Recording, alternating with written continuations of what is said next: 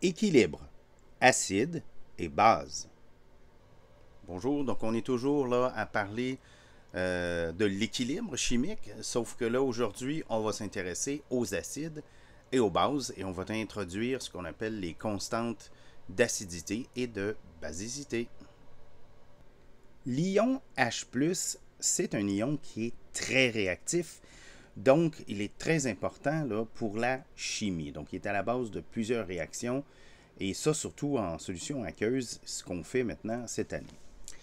Donc on va exprimer la concentration des ions H+ d'une solution en donnant ce qu'on appelle le pH. Donc vous êtes déjà familier.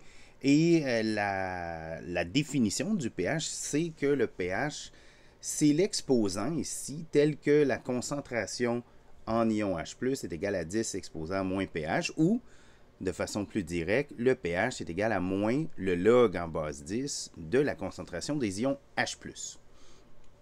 Donc, ce que ça veut dire, plus le pH est petit, alors plus on aura une grande concentration d'ion H+.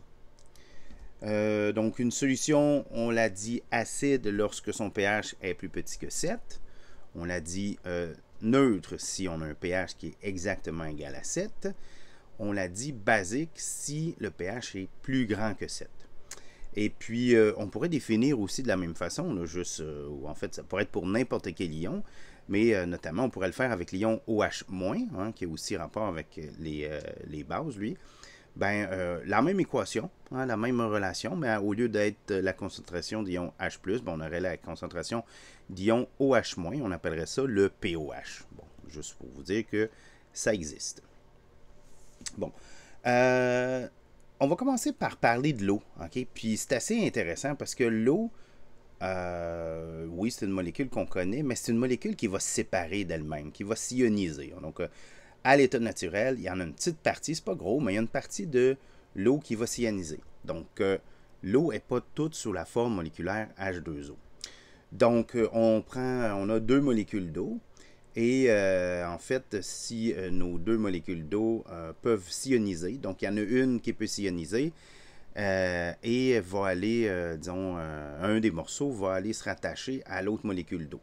Donc on a du H3O+, donc c'est une molécule d'eau plus un ion d'hydrogène, et on a du OH-. Le OH-, on est familier, mais le H3O+, on n'entend pas trop parler. C'est ce qu'on appelle l'ion hydronium, donc l'ion hydronium. Donc souvent, on va négliger le fait que le proton se retrouve souvent attaché là, à une molécule d'eau et on va simplement dire ben, c'est du H+. Mais strictement parlant, on a l'ion hydronium. Donc on écrit souvent ça comme ça, mais on garde en tête que c'est l'ion hydronium qu'on devrait trouver ici.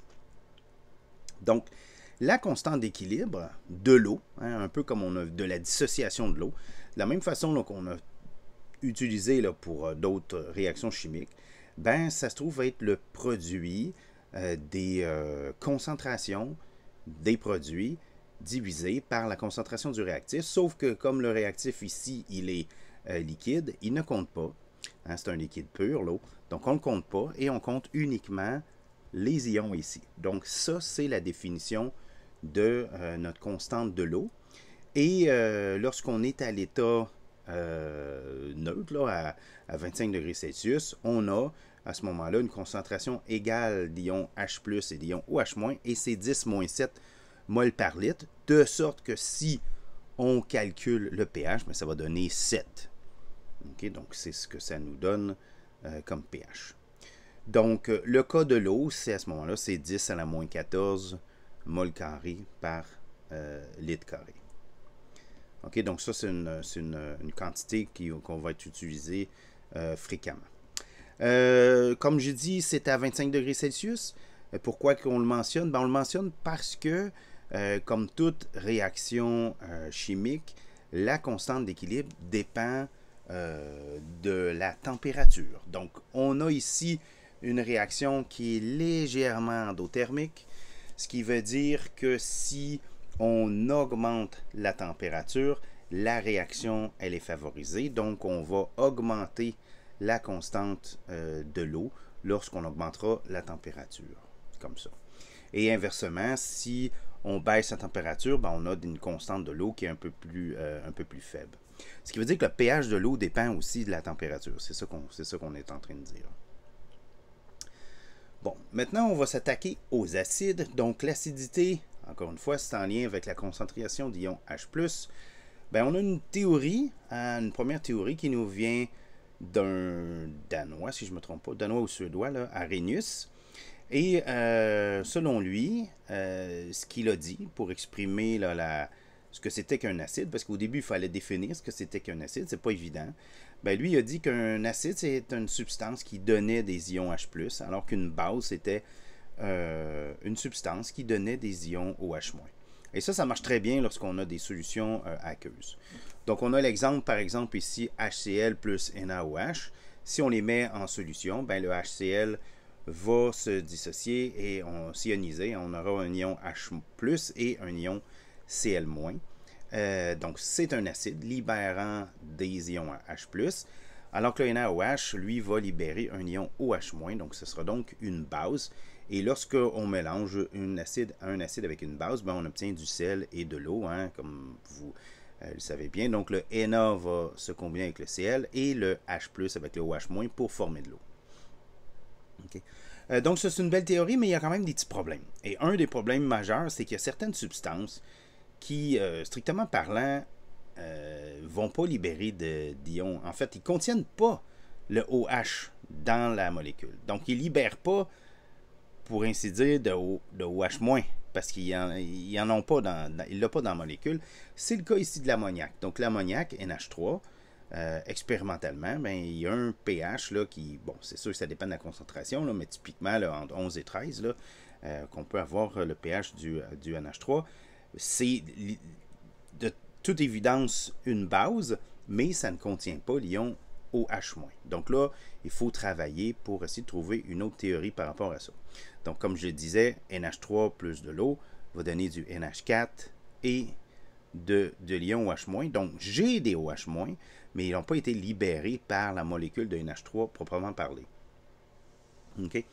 Donc, pour corriger ça, on a la théorie de Brønsted et de Lowry, donc deux chimistes encore du début du 20e siècle. Donc, pour eux, l'acide, ça demeure un donneur d'ion H+. Par contre, la base, c'est un accepteur d'ion H+. Donc là, on ne parle pas de OH-, on dit qu'il accepte des ions H+. Donc ça, c'est la théorie que nous, on va adopter. Et bon, vous verrez au cégep qu'il y en a d'autres un peu plus sophistiquées. Mais pour l'instant, c'est la position qu'on va prendre. Donc, on a à ce moment-là une réaction générale comme ça qui nous dit que si j'ai un acide avec une base, ben, je vais avoir ce qu'on appelle un acide conjugué et une base conjuguée. L'acide conjugué, c'est celui qui aura accepté l'ion H+. Donc, j'ai pris mon acide, je lui ai incorporé un ion H+, donc ça devient un acide conjugué. Alors que la base, c'est celle qui va avoir... en fait, la base conjuguée, mais c'est celle qui aura perdu son ion H+. Donc, si je regarde ça, ben, j'aurai une constante d'équilibre ici, qui serait la concentration de mon ion hydronium. Et encore là, souvent, on va se contenter de marquer là, H+, plutôt que H3O+. Donc, cet ion-là, fois la concentration de l'ion A-, divisé par la concentration initiale d'acide, donc mon HA. Et ça me donne ma constante d'acidité. Ou ce que je pourrais, comme je viens de vous le dire, là, souvent on élimine là, le H2O, là, donc on n'utilise pas l'ion hydronium, on marque l'ion H+, en sachant que bien souvent ça se présente sous cette forme-là. Donc ça, c'est ma constante d'acidité selon Brønsted et Lowry. Ça, c'est peut-être pour un acide. Pour la base, ben, c'est un peu le même principe, sauf que là, encore une fois, on a une base conjuguée, un acide conjugué. Mais là, l'acide conjugué, ben, c'est celui, en fait, qui a absorbé l'ion H+, donc c'est le BH+, à ce moment-là. Et le OH-, ben, ça demeure la base conjuguée. Donc, c'est ça, c'est mon ion OH- qui a perdu son ion ou qui a donné son ion H+. Il y a une constante qui vient avec. Donc là, il y a on n'a pas l'ambiguïté de l'hydronium, là. Donc à ce moment-là, la constante de basicité, ça se trouve à être la concentration de BH+, fois la concentration de OH- sur la concentration initiale de la base. OK? Il est à noter, là, il y en a, je ne sais pas s'il y en a qui ont réalisé, mais que l'eau, donc l'eau à la fois, ici on l'a mis comme acide, et puis je pense que j'ai envie de leur montrer, là, avant ici on l'avait mis comme base. Donc l'eau peut effectivement jouer, selon cette théorie-là, à la fois le rôle d'acide et de base. Et ça, c'est ce qu'on appelle une substance amphotère. Donc, il y a l'eau, je ne sais pas, là, il y en a certainement d'autres, mais l'eau, c'est la principale substance amphotère, donc elle peut jouer à la fois le rôle d'acide et de base. OK, donc on va regarder comment on joue avec ça. Donc là, ici, j'ai juste ramené la connaissance qu'on vient, en fait, ce que je viens d'expliquer. Qu'est-ce que c'est que la constante d'acidité, la constante de basicité, et on a nos deux équations là, qui relient les acides et les bases à leur conjugué. Donc, on prend l'exemple du HCl. Donc, pour l'HCl, bon, c'est mon acide, c'est un acide. La base, à ce moment-là, c'est l'eau. L'acide conjugué, ben, c'est la substance qui a absorbé le H+, donc c'est mon ion hydronium. Et la base conjuguée, ben, à ce moment-là, c'est celui qui a perdu son hydrogène. Donc, c'est mon Cl-, comme ça. Si je calcule la constante d'acidité, ben, ce sera la concentration d'hydronium ou de H+, fois la concentration de Cl- divisé par la concentration de HCl du départ. Donc ça, c'est un cas simple, là, le HCl. On regarde maintenant le cas du vinaigre. Donc le vinaigre, on vous rappelle, c'était un peu intéressant. On l'écrit avec sous cette façon-là. Donc on a un OH à la droite de la molécule, mais c'est vraiment à cause de la forme. Hein. Donc l'écriture ici décrit la forme de la molécule. Et le H part, donc c'est pas le OH qui part, c'est vraiment le H. Bon, toujours est-il que notre acide ici, c'est le vinaigre, donc c'est cette molécule-là. La base encore, c'est notre eau. Une fois la réaction produite, ben, on a l'hydronium, donc notre H+, ou l'hydronium. Donc ça, c'est mon acide conjugué.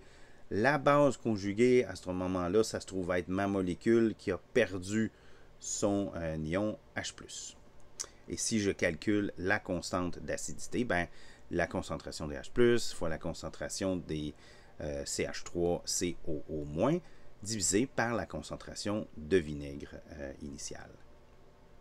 Donc ça, c'était pour les acides. Si maintenant je regarde les bases, ben, je vais commencer par la base, l'archétype d'une base, le NaOH. Donc à ce moment-là, l'eau joue le rôle d'acide, et non plus de base. La base, c'est le NaOH. L'acide conjugué, donc celui qui aura perdu en fait, celui qui aurait joué le rôle comme d'accepteur, c'est le NH2, le NaH2O+. Donc, j'ai ma molécule ici qui aurait absorbé un ion hydrogène. Et j'aurais ici celle qui aurait perdu, donc j'aurais la base conjuguée, ça serait du OH-, comme ça. La constante d'acidité, donc là, on laisse faire, là, je l'ai mis comme ça, là, mais dans le fond, nous, on va considérer là, seulement la partie Na+.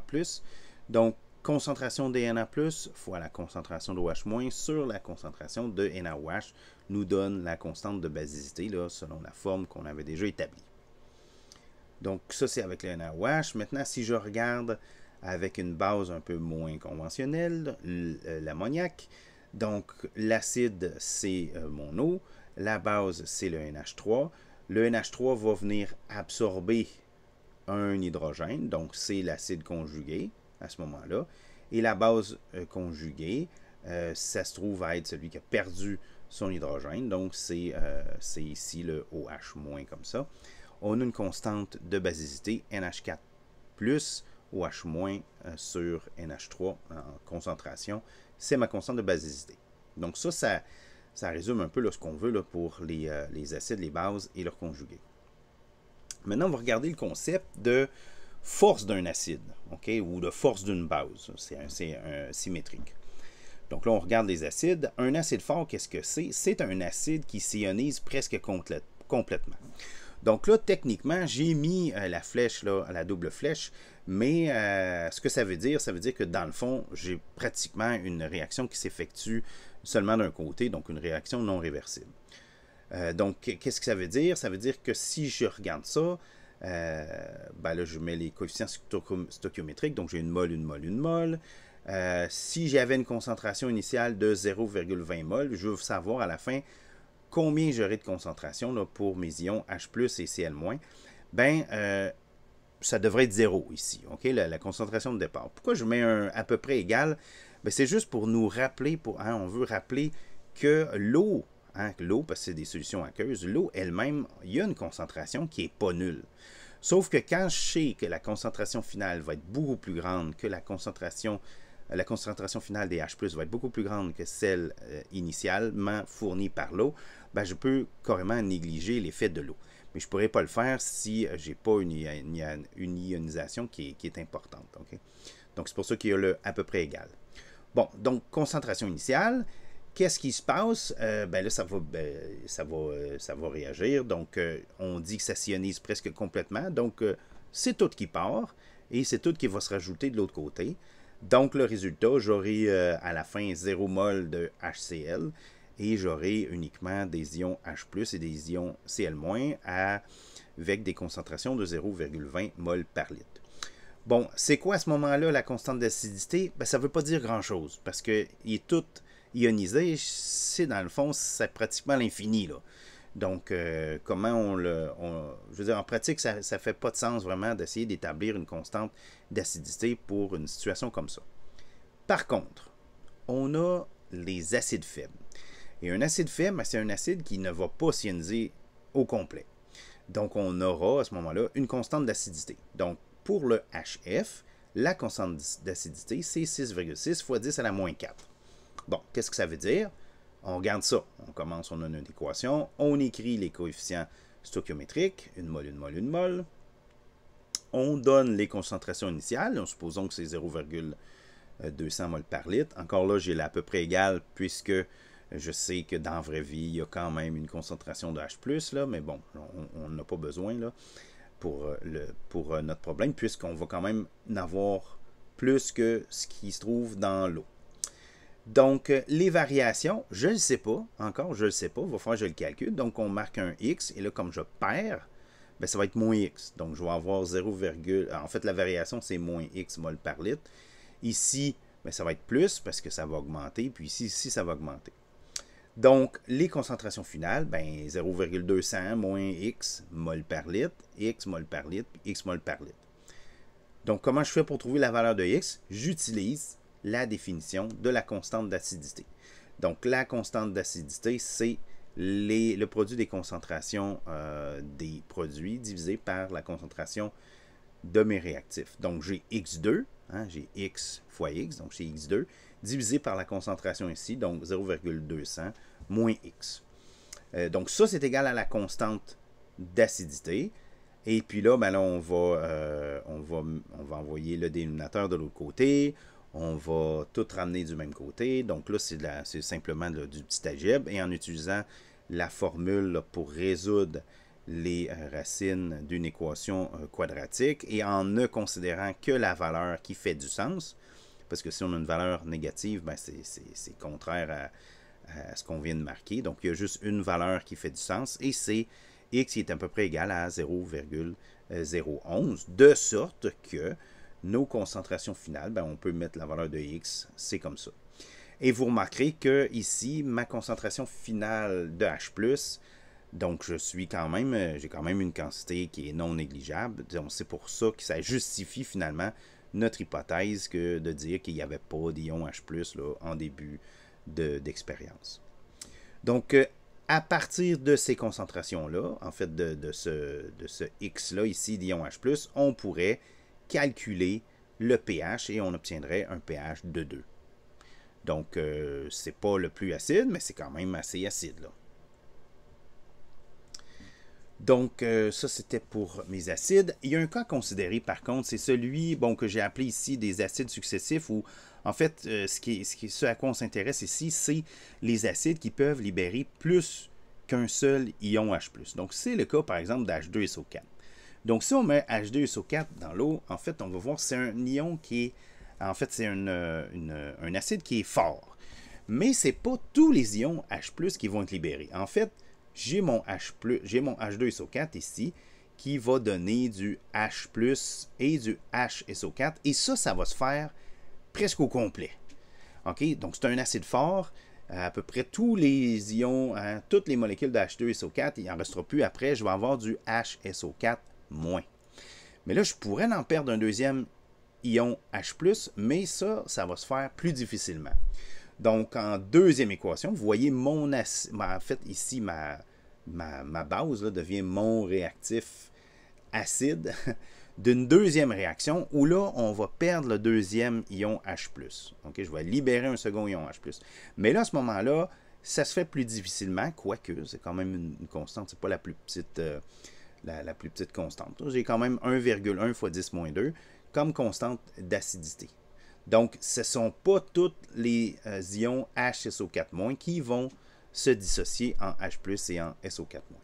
Et ça peut être pire dans d'autres cas. Hein. Par exemple, ici, l'acide phosphorique, pyrophosphorique, pardon, c'est un acide où vous voyez, j'ai 4. Donc, j'ai H4P2O7. On peut s'attendre à perdre jusqu'à 4 ions H. Sauf que ça se fait par étapes. Et la première étape, contrairement à mon acide sulfurique, c'est un acide faible. Donc, j'ai une constante 3 fois 10 moins 2. J'obtiens du H3P2O7-. Et cette base-là va servir d'acide pour une autre réaction où là, on a, vous voyez, une autre constante, et etc., etc. On fait ça 4 fois. En tout, là, j'ai 4 étapes.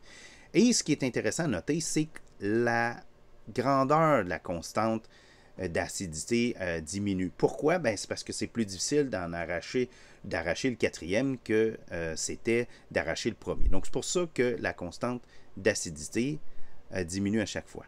Donc, si je voulais savoir combien j'avais d'ions H+, il faudrait que je traite mon problème comme on l'a traité auparavant. Il faudrait que je le fasse 4 fois. Une première fois avec ça, et la quantité de H3P2O7, là, il faudrait que je vois quelle quantité qui va se séparer, etc., etc. Donc, c'est un problème beaucoup, beaucoup plus compliqué.